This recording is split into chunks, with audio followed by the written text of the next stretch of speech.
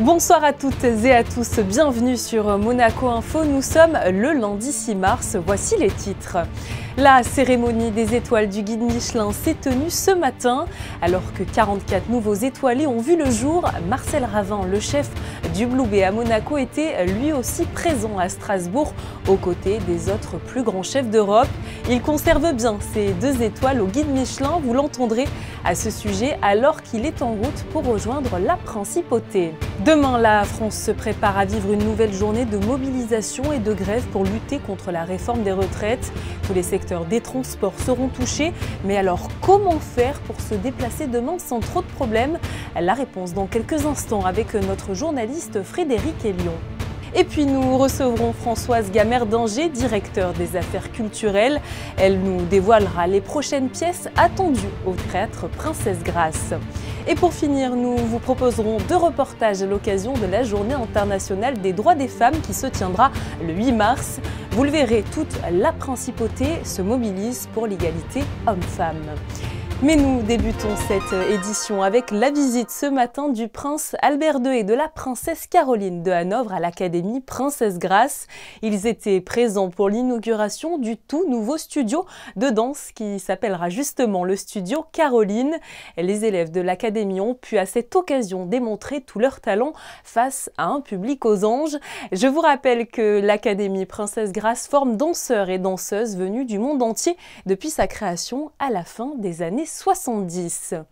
L'actualité du jour, je vous le disais en titre, c'est aussi la cérémonie des étoiles du guide Michelin. Elle s'est tenue ce matin depuis le Palais des Congrès de la musique de Strasbourg. Tous les plus grands chefs de France et d'Europe étaient présents pour accueillir les 44 nouveaux étoilés dans le monde très fermé, c'est vrai, du guide Michelin. À noter que le prix Michelin du service en salle a été attribué à Claire Sonnet du restaurant Louis XV à l'Anducasse à l'Hôtel de Paris. Une nouvelle belle distinction pour la principauté. Et alors que 4 nouveaux restaurants ont obtenu 2 étoiles, Marcel Ravin, chef étoilé du Blue Bay à Monaco, a lui réussi à conserver les siennes. Bonsoir à vous Marcel Ravin. Bonsoir. Alors vous êtes en train justement de rentrer de Strasbourg, vous avez assisté donc à la cérémonie des étoiles du guide Michelin. Qu'avez-vous ressenti lorsque vous avez appris que vous conserverez bien vos 2 étoiles? C'est un bonheur intense et immense, mais c'est pour la maison pour laquelle nous travaillons et le plaisir partagé avec tous. Et puis le rayonnement aussi de la principauté que vous savez que j'adore et que j'affectionne. Est-ce que le plus difficile finalement, Monsieur Ravin, c'est d'obtenir ces étoiles ou de les garder? C'est très difficile de les obtenir et c'est aussi très difficile de les garder. Mais en fait, avec le temps, j'ai compris une chose, qu'il fallait que nous fassions simplement ce que nous savons faire, c'est de faire bien, de faire bon, avec beaucoup de respect, de loyauté et avec une vraie histoire, avec une vraie conviction dans ce que nous faisons. Nous ne devons pas faire la cuisine juste pour plaire, nous devons faire la cuisine pour les autres et pas juste pour plaire à notre ego personnel. Parce qu'avant tout, c'est le partage qui prime. C'est vrai qu'obtenir une étoile pour la plupart des chefs, c'est le Graal pour certains, au même titre qu'une médaille olympique pour un sportif de haut niveau. Alors que d'autres essayent un petit peu de se défaire de ce stress qui entoure l'obtention d'une étoile. Qu'en pensez-vous? Voilà, c'est vrai que pour vous, en tant que chef, parfois c'est un stress intense de l'obtenir, mais aussi de les garder, comme on le disait. À partir du moment où on décide de rentrer dans ce cercle-là, il faut s'attendre aussi à gagner comme à perdre, mais le tout, c'est d'être honnête avec soi-même, je crois. Oui, il faut se réinventer parce que le monde bouge, le monde avance. Il faut pas croire que c'est un acquis. Et non. Alors finalement, moi, ça me galvanise. Que j'aime aller de l'avant et j'aime quand ça bouge. Moi, je me sens comme encore un gamin qui rentre pour la première fois au lycée et puis qui obtient son bac et qui vient aller toujours plus loin. Et tout simplement. Vous avez assisté donc ce matin à Strasbourg à une cérémonie historique et exceptionnelle avec 44 nouveaux étoilés qui ont vu le jour, dont 37 en région. Qu'est-ce que vous pensez, vous, en tant que chef de ce palmarès 2023? Je trouve que c'est un joli cru parce que Michelin, il le dit, faites ce que vous savez faire, faites-le bien, faites-le sincèrement et ce qu'il est nécessaire de se mettre une pression. C'est pas de faire juste bien pour le Michelin. Il faut faire bien tous les jours parce que ce sont nos clients aussi avant tout. Et donc, qui font les étoiles. Un dernier mot, Marcel Ravin, sur le prix du service qui a été attribué à Claire Sonnet du Louis XV à Alain Ducasse. Qu'est-ce que vous en pensez? Est-ce que vous avez pu échanger à ce sujet? On s'apprécie tous les deux. Moi, je l'apprécie quand elle est venue pour la première fois en principauté. On ne se connaissait pas et c'est quelqu'un de très accessible. Et puis, c'est aussi génial cette opportunité, cette possibilité de montrer que la gastronomie appartient à tous.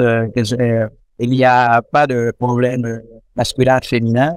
Et il n'y a pas de problème de culture et de couleur. Et c'est ça qui est génial.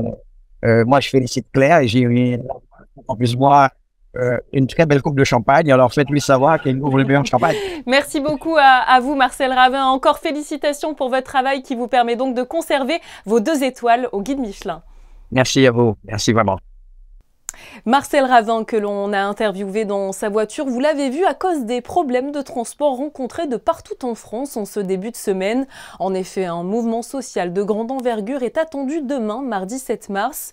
Une nouvelle journée d'action contre la réforme des retraites qui pourrait avoir des répercussions à Monaco. On fait le point avec vous, Frédéric Elion, sur quelques astuces pour éviter d'être trop touché par ces mouvements sociaux. Cette journée de grève nationale en France va impacter les personnes qui se rendront en principauté demain et aussi celles qui voudront en sortir, Julia, pour être informées en temps réel de la situation sur la route. Vous pouvez utiliser Your Monaco, l'application a noué un partenariat avec Waze, idéal pour prendre le meilleur itinéraire demain matin. Vous pouvez aussi opter pour le covoiturage avec l'application Klaxit lancée à Monaco en septembre 2020. Et pour les pendulaires habitués à prendre le train, n'oubliez pas de consulter le site de la SNCF. La circulation des trains sera très fortement perturbée mardi. Idem pour les avions, attention si vous aviez prévu un déplacement demain.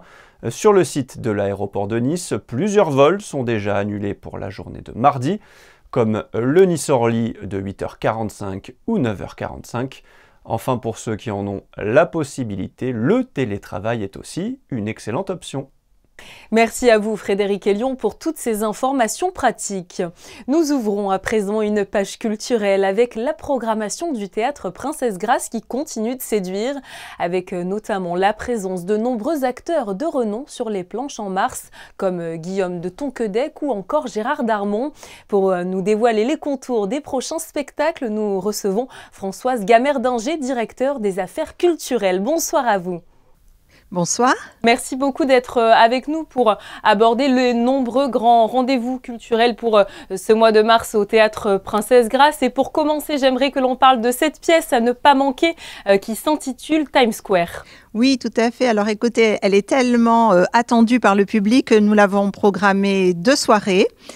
Et donc Guillaume de Tonquédec est attendu en principauté dans le rôle de ce vieil acteur qui va devenir vraiment le professeur pour une jeune artiste.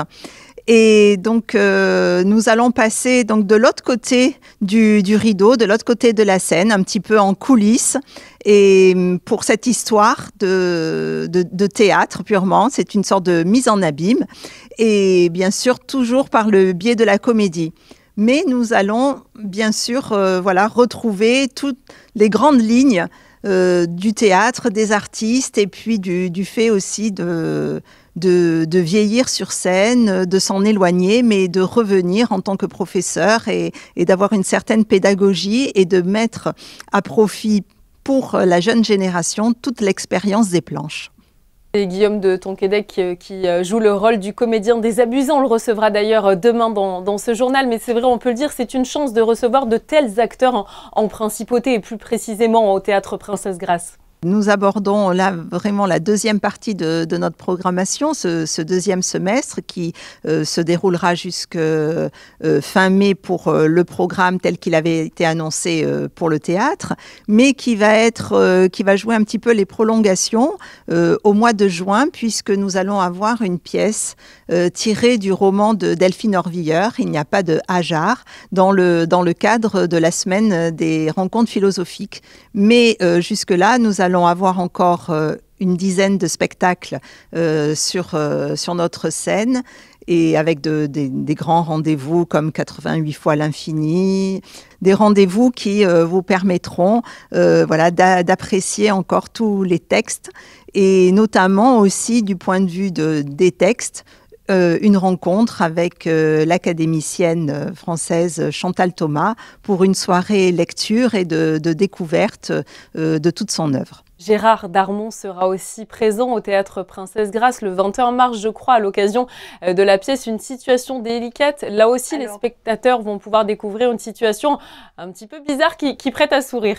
Cette comédie qui a connu déjà un large succès et qui, je sais, du point de vue des réservations, est déjà complète, mais attention, qui se tiendra sur les planches du Grimaldi Forum et non pas au Théâtre Princesse Grace, bien que ce soit notre programmation, puisqu'il fallait avoir une scène bien plus importante pour accueillir tous ces talents. Comment vous choisissez toutes ces pièces qui sont bien différentes les unes des autres, qui mêlent à la fois pièces historiques et puis surtout des pièces, comme on vient de le voir et comme on vient de le dire, qui ont beaucoup d'humour? C'est une juste mesure pour que le public puisse prendre plaisir, puisse découvrir des nouveautés, s'amuser, découvrir de beaux textes. Je pense que l'ensemble d'une programmation est important pour conquérir, mais surtout amener différentes générations, un public avec des goûts divers, mais l'important c'est de se retrouver au théâtre. Il y a toujours un message qui doit passer, de bien sûr soutenir aussi la création artistique contemporaine. Et de ce fait, vous savez bien que le spectacle vivant est très important pour les échanges entre le public et les artistes, les auteurs aussi que nous pouvons parfois recevoir ici. Et puis tout cela confirme l'importance de la principauté dans le paysage du théâtre européen finalement. Oui, bien sûr, puisque on s'attache aussi à programmer de plus en plus des pièces en langue étrangère. Nous en avons eu une cette année en anglais. L'année prochaine, je vous dévoile un tout petit peu de la programmation, il y aura une pièce en italien. Donc, d'avoir ainsi un large panel de la création contemporaine en matière artistique et théâtrale. Merci beaucoup à vous, Françoise Gamerdinger, d'avoir été présente sur Monaco Info. Et merci de mettre le Théâtre Princesse Grace en valeur. Merci beaucoup. Du sport pour poursuivre ce journal et notamment de la course à pied en franchissant la ligne d'arrivée du marathon de Tokyo en 2h44 minutes et 45 secondes.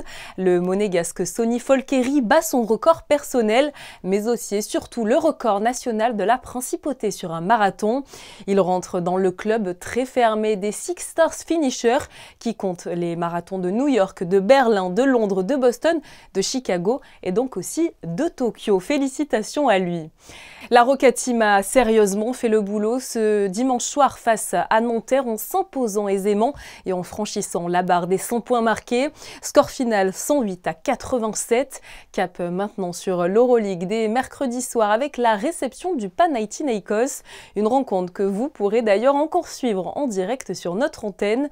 Et puis je vous rappelle également qu'à partir de ce soir 19h30, juste après ce journal, un nouveau rendez-vous vous attend un lundi sur deux avec les experts basket. Et les experts justement sont Ali Traoré et Frédéric Elion, alors ne ratez pas ça. Le 8 mars sera la journée internationale des droits des femmes et à cette occasion on se mobilise partout et même dans les écoles monégasques. 6 d'entre elles ont accueilli l'artiste Mr. Wanties pour créer une œuvre collective. Elle est composée de 100 pièces greffées qui ont été imaginées et créées par les écoliers monégasques. L'objectif, les sensibiliser sur l'égalité hommes-femmes avec comme grand thème cette année l'égalité à travers le sport. Reportage signé Émilie Flamin et Olivier Bonello.